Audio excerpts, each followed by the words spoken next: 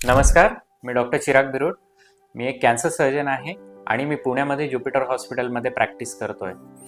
आज आपण एक महत्त्वाच्या विषयाबद्दल बोलणार आहे, जे अनेकशा ज्या महिला आहेत हे यांना दुर्लक्ष करतात आणि तो आहे पोस्ट मेनोपॉझल ब्लीडिंग, म्हणजे मेनोपॉज नंतर होणारं ब्लीडिंग. तर मेनोपॉज नंतर ब्लीडिंग म्हणजे नेमकं काय?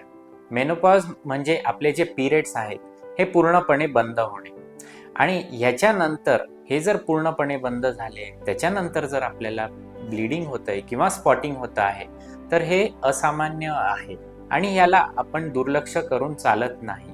हे मोस्ट ऑफ द टाइम्स जे आहे हे निरुपद्रवी असतात, म्हणजे हार्मलेस असतात, पण कधी कधी हे कॅन्सरचे लक्षणे असू शकतात. त्याच्यामुळे त्याचे जे आपल्याला पुढची तपासणी आहे ती करणे फार गरजेची असते. तर ह्याचे काय काय कारणं आहेत? सगळ्यात पहिलं जे कारण आहे ते आहे व्हजायनल ॲट्रोफी. व्हजायनल ॲट्रोफी आपल्या पोस्ट मेनोपॉझल जर आपल्या बॉडीमधले जे इस्ट्रोजन लेवल आहेत त्या युजली कमी होतात आणि त्याच्यामुळे व्हजायनल ड्रायनेस होतं आणि त्याच्यामुळे काहीही आपल्याला जर फ्रिक्शन झालं तर त्याच्यामुळे ब्लीडिंग होतं.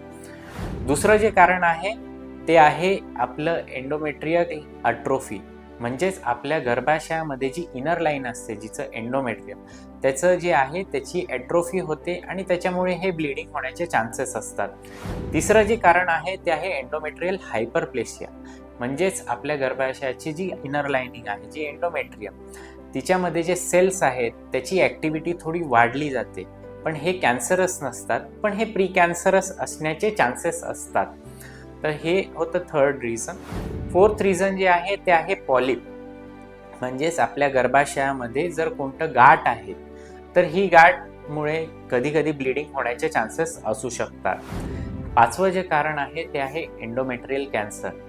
सो एंडोमेट्रियल कॅन्सर म्हणजे काय, तर आपल्या गर्भाशयामध्ये जी इनर लाईन असते एंडोमेट्रियम, त्याचे जे सेल्स असतात ते अनियंत्रितपणे जे आहे ते वाढायला लागतात आणि त्याच्यामुळे तिथून जे ब्लीडिंग होतं ते आपल्याला पोस्ट मेनोपॉझल ब्लीडिंग किंवा स्पॉटिंग असे सिम्पटम्स देतं.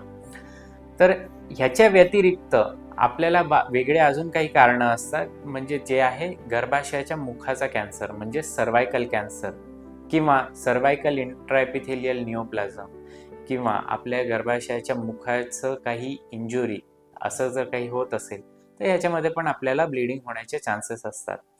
जर आपल्याला पोस्ट मेनोपॉझल कधीही ब्लीडिंग होत आहे तर त्याला आपल्याला पाळी परत आली आहे असं समजून घेऊ नका.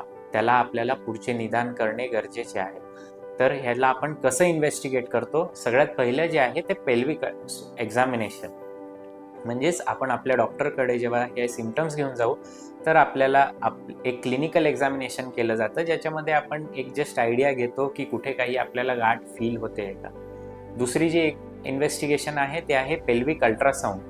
सो आपण ट्रान्सव्हजायनल किंवा ट्रान्स ॲब्डॉमिनल अल्ट्रासोनोग्राफी ही ॲडवाईस करतो. याच्यामध्ये आपल्याला आपलं पूर्ण गर्भाशय जे आहे त्याला आपल्याला एक आयडेंटिफाय करता येतं किंवा त्याच्यामध्ये जी एंडोमेट्रियम आहे त्याचं थिकनेस आहे तो बघून आपल्याला एक आयडिया येतो की आपल्याला काही प्रॉब्लेम आहे का नाही. युजली हा जर थिकनेस 6 मिलीमीटरच्या वर असेल तर ह्याच्यामध्ये संशयास्पद असतो आणि त्याच्यामध्ये आपल्याला पुढील बायोप्सी वगैरे करणं गरजेचं असतं. तिसरी जी तपासणी आहे जी तुमचे डॉक्टर तुम्हाला ॲडवाईस करू शकतात ते आहे MRI. MRI हा कधीही बेटर असतो CT स्कॅनपेक्षा आपल्या गर्भाशयाला आपल्याला ॲनालाइज करायसाठी. त्याच्यामध्ये आपल्याला सगळे गर्भाशयाचे वेगवेगळे लेयर्स आपल्याला प्रॉपरली आयडेंटिफाय करू शकतो. आपले जे एंडोमेट्रियम आहे त्याचं थिकनेसची एक आयडिया देतं किंवा तिथे काही कॅन्सर संशय असेल तर त्याचं पण आपल्याला MRI चांगलं आयडिया देऊ शकतो. तसंच जर कॅन्सर जरी असला तर हा कुठे लिम्फ नोड्समध्ये वगैरे गेला आहे का नाही याच्यासाठी पण आपल्याला MRI हेल्पफुल होऊ शकतो. तर ह्या पोस्ट मेनोपॉझल ब्लीडिंगला जी ट्रीटमेंट आहे ती काय काय आहे, तर ही ट्रीटमेंट जी आहे ही डिपेंड करते की तुम्हाला काय काय प्रॉब्लेम आहे. तर युजली जे कॉज आहे त्या हिशोबाने आपण त्याला ट्रीटमेंट करू शकतो. जर ह्याचे कॅन्सर हा एक कॉज असेल तर याच्यामध्ये आपण सर्जरी करून ह्या जो कॅन्सर आहे हा पूर्णपणे बरा होऊ शकतो. तर पोस्ट मेनोपॉझल ब्लीडिंग हे नेहमी सामान्य नसतं. याला जर योग्य वेळी आपण निदान केले आणि ह्याला जर ट्रीटमेंट केलं तर आपण जे पण आजार आहे हे आपण ह्याच्यापासून आपण पूर्णपणे मुक्त होऊ शकतो. तर याच्याशी रिलेटेड तुम्हाला काहीही डाऊट असतील तर तुम्ही आम्हाला खाली कमेंटमध्ये विचारू शकता आणि अशा अजून कंटेंटसाठी तुम्ही आमच्या चॅनलला सबस्क्राईब करू शकता. थँक्यू.